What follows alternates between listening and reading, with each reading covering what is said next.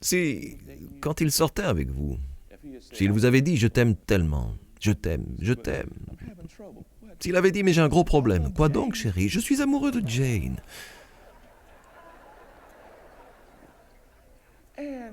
Et je n'arrive pas à me décider, ce qui veut dire que son œil n'est pas en bon état.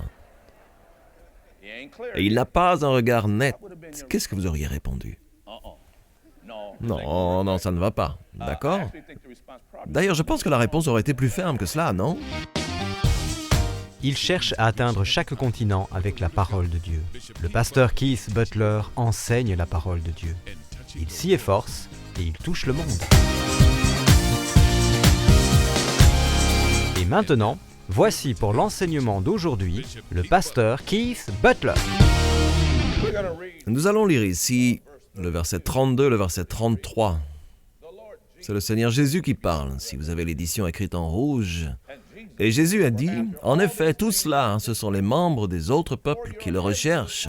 Or, votre Père céleste sait que vous en avez besoin. Recherchez d'abord le royaume et la justice de Dieu, et tout cela vous sera donné en plus. » The kingdom of God and his righteousness. And all these things shall be added unto you. So we're ministering. Nous allons donc étudier aujourd'hui le thème de « Tout cela vous sera donné en plus ». Hallelujah. Now what you have here in Matthew, C'est ce que vous trouvez ici dans Matthieu chapitre 5, Matthieu chapitre 6 et Matthieu chapitre 7, c'est le célèbre sermon sur la montagne. amen.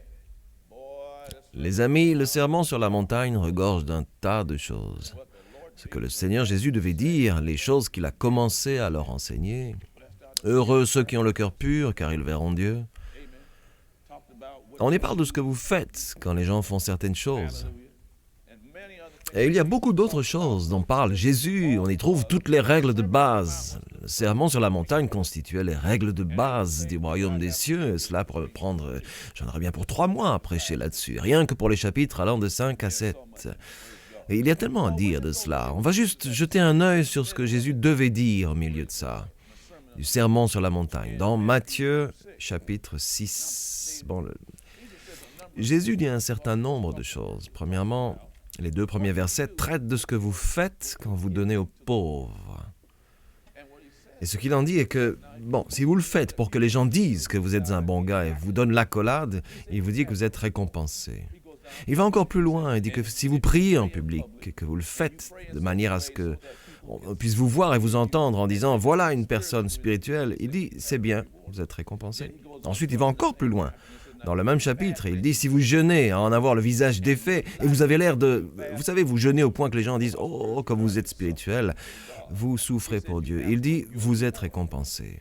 Mais ensuite, il continue et dit « Si vous agissez depuis le juste motif, la juste raison, et pas pour être vu des autres, si vous le faites plutôt pour accomplir des choses pour Dieu, il dit ça à plusieurs reprises dans ce chapitre, le Père vous donne alors une pleine récompense. Ce qui signifie qu'il y a une récompense qui pourrait être vue par les hommes sur terre et dont vous aurez fait l'expérience sur terre en accomplissant des choses pour une bonne raison. Il dit aussi dans ce chapitre, au chapitre 6, que vous devez pardonner. Il dit que si vous ne pardonnez pas aux hommes, votre Père ne vous pardonnera non plus vos fautes. Si vous ne pardonnez pas, je ne sais pas vous, mais moi j'ai encore besoin de pardon de temps en temps. Et vous? Il a dit ensuite que vous deviez faire cela aussi. Puis il a fait, par 2 fois dans ce chapitre, il a fait une déclaration. Il parle de certaines choses concernant le moment de la prière. Il dit, « Votre Père céleste sait tout ce dont vous avez besoin. Et je sais, quand vous lisez cela la première fois, vous pensez bien. S'il sait de quoi j'ai besoin, pourquoi ne fait-il rien?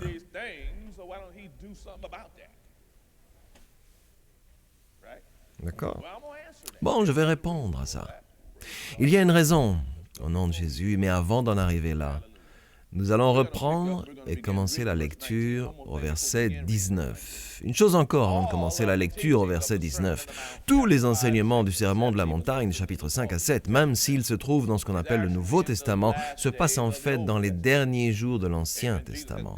Jésus n'était pas encore mort. Il n'était pas ressuscité d'entre les morts. Son sang n'avait pas été versé. Donc, ce sont vraiment les derniers jours de l'Ancien Testament, car Jésus parle du Père. Il parle de l'amour du Père, du soutien du Père, des principes du Père.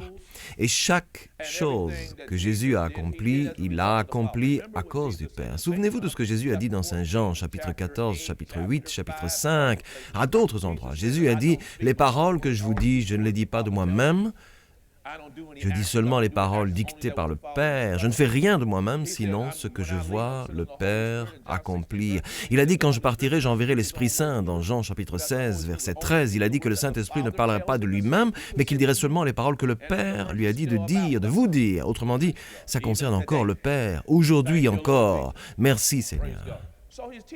Il nous donne donc des enseignements au sujet du Père et de l'amour du Père et du soutien du Père. Et nous allons commencer à lire, ceci est en rouge. On appelle ça la sauce piquante, les bonnes choses ici. Verset 19, « Ne vous amassez pas de trésors sur la terre où les mythes et la rouille détruisent et où les voleurs percent les murs pour voler. » Eh bien, à quoi fait-il référence? Il parle des gens qui placent toute leur confiance dans les moyens matériels.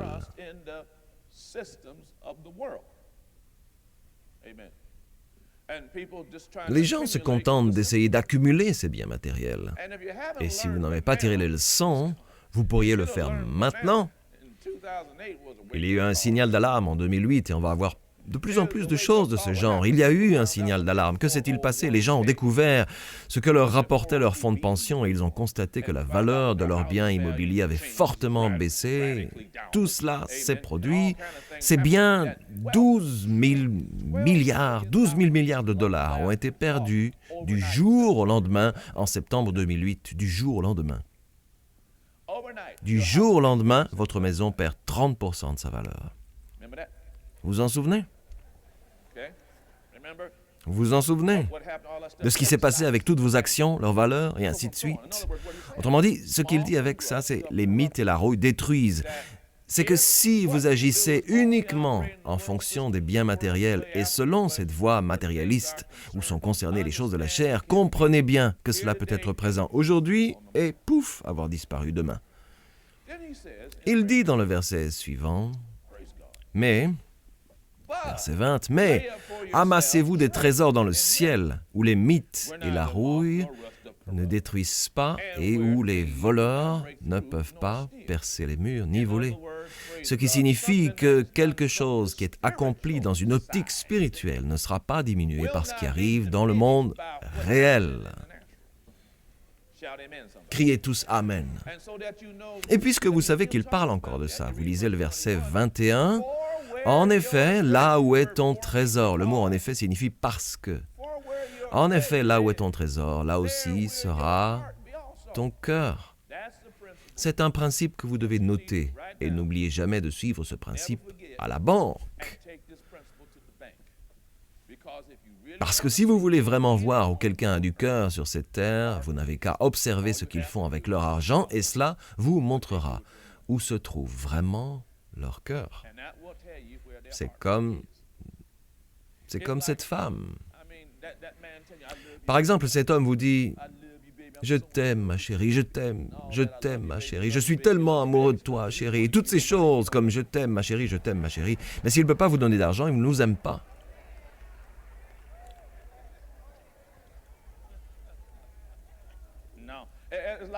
Non, c'est comme ces gens qui disent « Bon, vous savez, surtout les hommes qui disent « Bon, je ne vois pas pourquoi on devrait se marier, c'est juste une feuille de papier. » Ok, ce n'est qu'une feuille de papier. Je veux dire, on s'aime, c'est pas la peine. Non, laissez-moi vous dire quelque chose. Cette feuille de papier est un véritable trésor. Parce que dès le moment où vous avez cette bague au doigt, je vais vous dire ce qui arrive. Elle a le droit d'avoir la moitié de votre trésor. Au minimum. Elle a automatiquement droit à 50% minimum de votre trésor. Alors tu as intérêt à croire que ce papier représente quelque chose, chérie. Hein? Now, he hadn't changed subject. En fait, il n'a pas changé de sujet. Il parle toujours de Treasure. trésor. Amen. Keep reading what he says. Continuez à lire ce qu'il dit. The light of the body. L'œil est la lampe du corps. If therefore Si thine ton eye œil be est en single, bon thy état, whole body shall be tout ton light. corps sera éclairé. Vous savez que le Nouveau Testament a été traduit du grec. Donc il est traduit du grec et le mot en bon état est le mot, encore aujourd'hui en français, net. He says, if your eye Il is dit que si clear, votre œil est net ou que si vous avez une vision claire, alors votre corps sera éclairé. De quoi parle-t-il?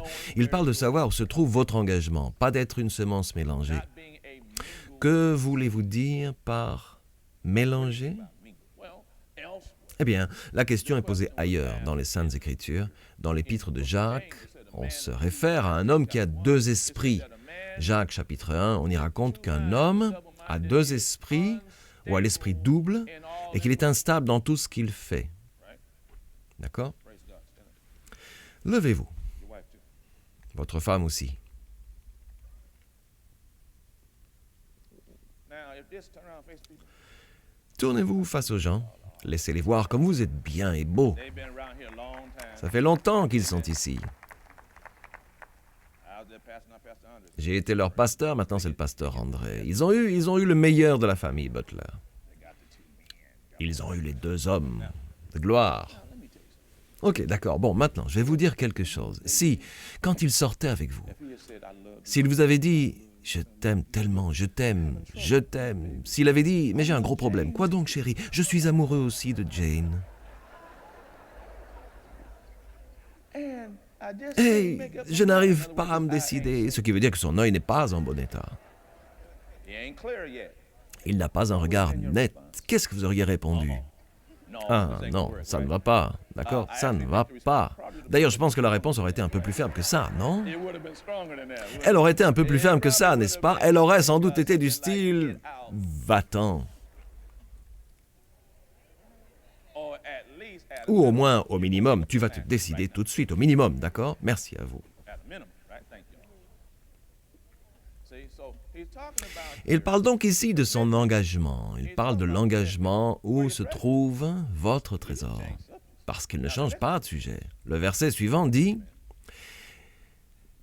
if your eye, « Mais si ton œil est en mauvais état », see this word here, vous voyez, le mot ici est en mauvais état, ce qui signifie malade, d'accord? like a cataract. Tout comme la cataracte est une maladie.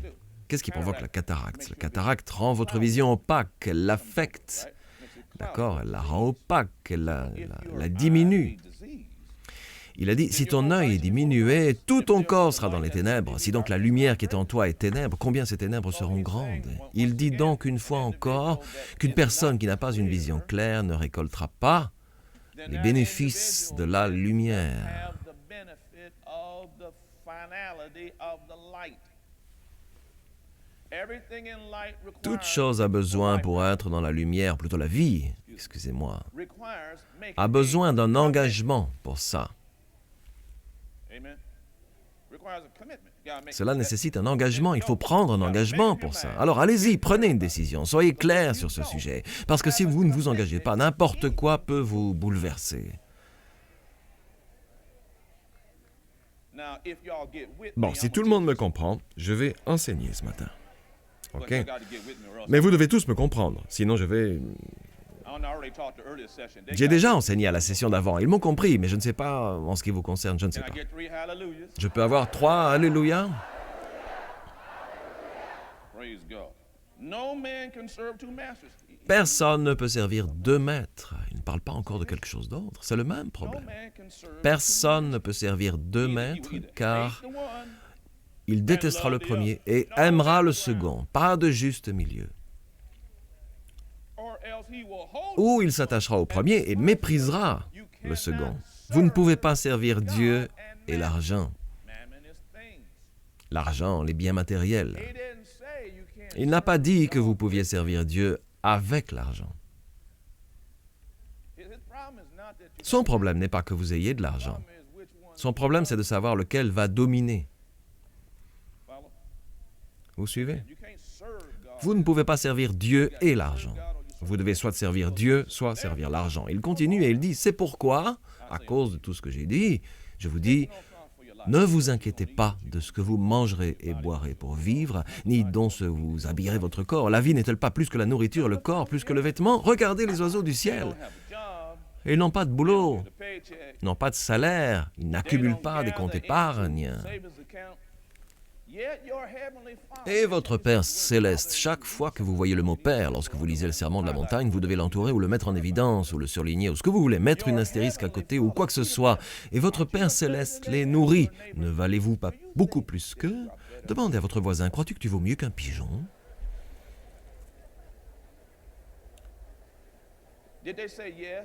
Ils ont dit oui, ou bien ils n'ont rien dit?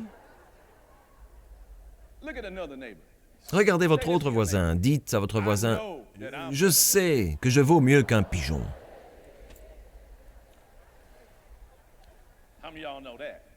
Combien d'entre vous savent ça? Bon, Dieu a dit, il a dit qu'ils n'ont pas de boulot, qu'ils n'ont pas de salaire, qu'ils n'ont pas de plan de pension. Et continuez à lire, continuez à lire. Il a dit, qui de vous, par ses inquiétudes, peut ajouter un instant à la durée de sa vie? Autrement dit, vous croyez que vous pouvez vous développer en vous tracassant pour des bêtises? Il a dit au verset 28. Et pourquoi? Pourquoi? Il disait, pourquoi faites-vous ça? Et pourquoi vous inquiétez au sujet de vêtements? Étudiez comment poussent les plus belles fleurs des champs. Elles ne travaillent pas, ne tissent pas. Cependant, je vous dis que Salomon lui-même, dans toute sa gloire, n'a pas eu d'aussi belle tenue que l'une d'elles. Dieu habite ainsi l'herbe des champs qui existe aujourd'hui et qui demain sera jetée au feu. Autrement dit, elle n'est pas éternelle, mais vous êtes éternel. D'accord? Si Dieu habille ainsi l'herbe des champs qui existe aujourd'hui et qui demain sera jetée au feu, ne le fera-t-il pas bien plus volontiers pour vous, gens de peu de foi? Il a dit que vous allez circuler ici pour toujours. Vous êtes la prunelle des yeux de Dieu. Alors, pourquoi vous inquiétez-vous pour cela? Vous devez avoir un peu de confiance en moi. Continue la lecture. Où en le Père? Ne vous inquiétez donc pas, ne vous laissez pas surprendre en disant cela. Parce que dès que vous ouvrez la bouche et dites quelque chose, cela devient votre propriété. Vous savez que Satan a accès à vos pensées tout comme Dieu. Dieu peut mettre une pensée dans votre esprit et elle sera sienne. Satan peut mettre une aussi et elle sera sienne. Elle ne peut pas être à vous, mais celle qui sera vôtre sera celle que vous direz. C'est pourquoi il a dit, ne vous inquiétez pas. Que mangerons-nous? Que boirons-nous? Avec quoi nous habillerons-nous? En effet, tout ça, ce sont les membres des autres peuples qui le recherchent. Or, votre Père céleste sait que vous en avez besoin.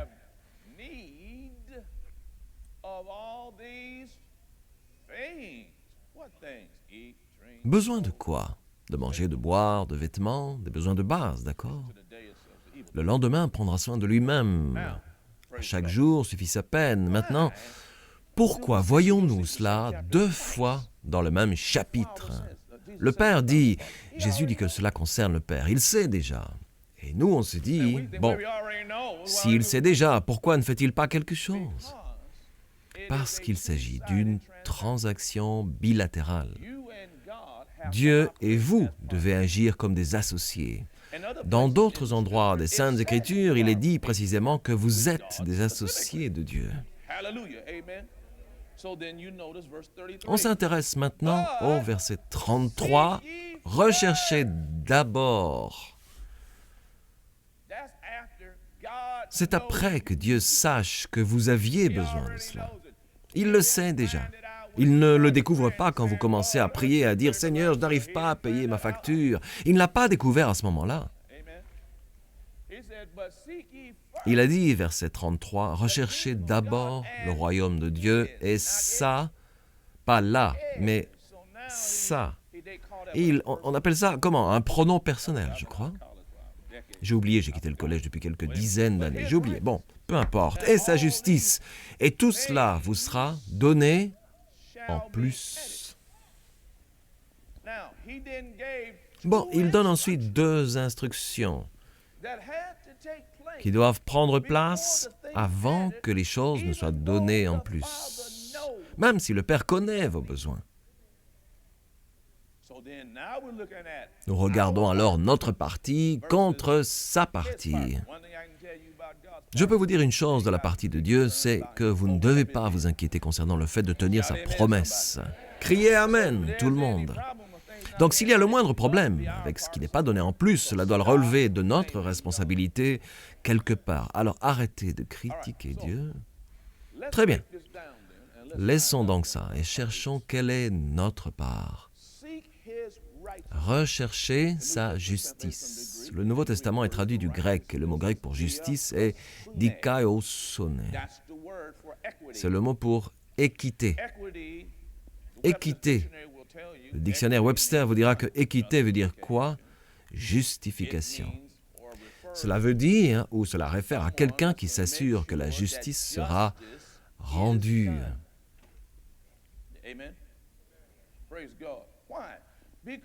Et pourquoi? Parce qu'il arrive souvent dans la vie, si vous ne l'avez pas encore découvert, qu'il semble parfois que les gens qui n'obéissent pas à Dieu, qui n'obéissent pas à la parole de Dieu, qui ne respectent pas ce que Dieu a dit, semblent être ceux qui prospèrent.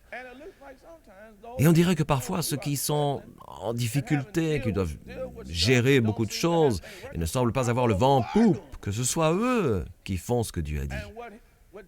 Et ce que Jésus vous dit, c'est que vous devez d'abord rechercher sa juste position,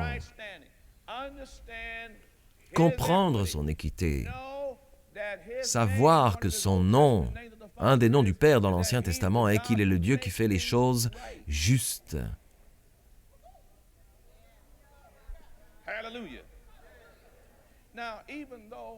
Bon, même si maintenant j'ai passé plus de temps dans le sud qu'ici dans le nord, je suis encore un habitant de Détroit. Et si les Tigers viennent en ville, ou les Lions viennent en ville, ou les Pistons viennent en ville, ou si les Red Wings viennent en ville, et que je suis en ville, je mets tout mon attirail de Détroit. Et je vais voir les matchs. Les Tigers étaient justement là il y a 3 ou 4 semaines et j'étais assis derrière le banc des joueurs des Tigers, avec tout le barda qui correspond à ça, sur moi. Hein? Bon, vers le milieu du match, les Tigers n'avaient pas l'air au mieux. On était dans la 4e ou 5e manche et ils ne donnaient pas l'impression de gagner. Et ils n'avaient pas l'air au mieux. Mais combien d'entre vous savent que ce n'est pas en 5 manches que se joue une partie? C'est un jeu en 9 manches et effectivement, il peut même y avoir des prolongations. Bien, ça ne semblait pas très bien parti au bout de 5 manches, mais à la fin de la journée, quand la manche 9 a débuté, les Tigers ont gagné cette partie. D'ailleurs, ils ont gagné haut la main toutes les séries. Vous devez transposer ceci dans la vie. Vous ne pouvez pas émettre de jugement à la 5e manche. C'est ce que dit Jésus. Vous ne pouvez pas émettre de jugement parce que là, maintenant, dans la 5e manche, les choses n'apparaissent pas comme elles le sont réellement. Elles peuvent ne pas paraître justes, elles peuvent ne pas paraître équitables, mais le jeu n'est pas terminé. Vous êtes encore ici, et cette partie n'est pas finie. Et il a dit que ceci est ce que vous deviez chercher, la justice du Seigneur. Qu'est-ce que cela signifie? Comprendre qui il est et ce qu'il a fait. Il est le Père, il sait ce dont vous avez besoin et il est le Dieu qui fait les choses justes. Criez tous Amen. Gloire à Dieu.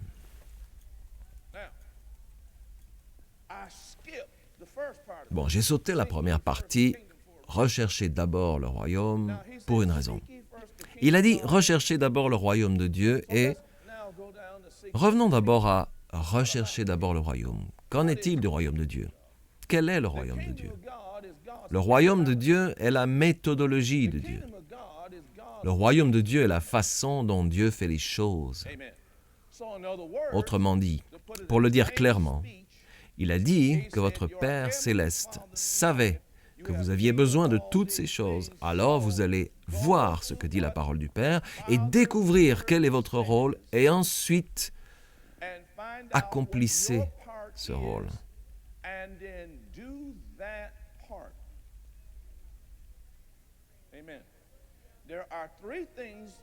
Il y a 3 choses que vous devez faire dans le royaume de Dieu, 3 principes de base.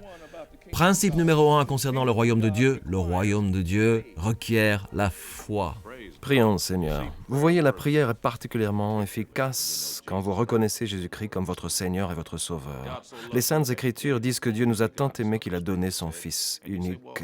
Et vous vous demandez, comment puis-je me joindre à lui? Comment puis-je renaître? Comment puis-je me régénérer? Eh bien, tout ce que vous devez faire, c'est prier avec moi. La Bible dit dans l'Épître aux Romains, chapitre 10, verset 9, « Si de ta bouche tu confesses que Jésus est Seigneur, et si dans ton cœur tu crois que Dieu l'a ressuscité des morts, tu seras sauvé. » Le verset suivant dit, « En effet, croire dans son cœur conduit à la justice, et confesser de sa bouche conduit au salut. » Et enfin, il dit au verset 13, « En effet, quiconque invoquera le nom du Seigneur sera sauvé. » Priez maintenant avec moi. C'est bien, penchez la tête. Et priez bien fort de tout votre cœur avec moi, cher Père Céleste. C'est ça. Maintenant, priez avec moi, cher Père Céleste, au nom de Jésus. Je crois que Jésus-Christ est le Fils de Dieu, qu'il est mort pour moi sur une croix, qu'il s'est chargé de mes péchés, qu'il est allé en enfer à ma place, a accompli mon châtiment et maintenant est sorti du tombeau. Viens dans mon cœur, Seigneur Jésus. Je te reçois comme mon sauveur et le maître de ma vie. Alléluia. C'est aussi simple que ça. Et il est maintenant présent dans votre cœur. Vous allez me dire, bon, et maintenant que dois-je faire? Nous avons un ouvrage spécial que nous voulons vous faire parvenir. Il s'intitule « D'où venons-nous » Nous serons heureux de vous l'adresser. Prions le Seigneur et je vous expliquerai tout ce que vous devez savoir. Je tiens à vous féliciter. Vous ne serez plus jamais la même personne au nom de Jésus. La parole de Dieu entre dans ton esprit dès lors que tu reçois Jésus comme le Seigneur et le Sauveur de ta vie. Le véritable toi, ton esprit, est régénéré. Cela signifie que tu es maintenant une nouvelle création dans le Christ qui, après Dieu, est créé dans la vertu et la vraie sainteté. Ce procédé provoque un changement immédiat dans ton esprit et dans ton cœur. Toutefois, pour continuer ce procédé de changement, tu dois ranger tes anciens habits et apprendre comment cheminer dans ta nouvelle vie avec Dieu en commençant ta journée en prière avec le Père. Une simple prière de louange et d'action de grâce t'aide à consolider ta relation avec Dieu. Remercie-le pour son amour, sa confiance, sa patience, sa tendre bonté, sa paix, son pouvoir de guérison, sa protection face aux dangers, son indulgence, sa sagesse et son aide pour cette journée. Assure-toi tous les jours de prendre le temps de lire la parole de Dieu. Tout comme ton corps de chair a besoin de nourriture, ton esprit nécessite la nourriture de la parole de Dieu. Veuillez s'il vous plaît prendre note de l'adresse sur votre écran. De la sorte, nous pouvons vous envoyer ce petit livre très important. Il contient une abondance d'informations dont vous aurez besoin maintenant que vous avez décidé d'accueillir le Seigneur dans votre cœur et de continuer votre chemin avec Dieu. Finalement, il est important que vous aussi preniez le temps de trouver un lieu de culte et que vous entreteniez des relations avec d'autres croyants. Nous prions pour vous, afin que le Dieu de notre Seigneur Jésus-Christ, le Dieu de gloire, puisse vous donner l'esprit de sagesse et de révélation dans la connaissance de lui.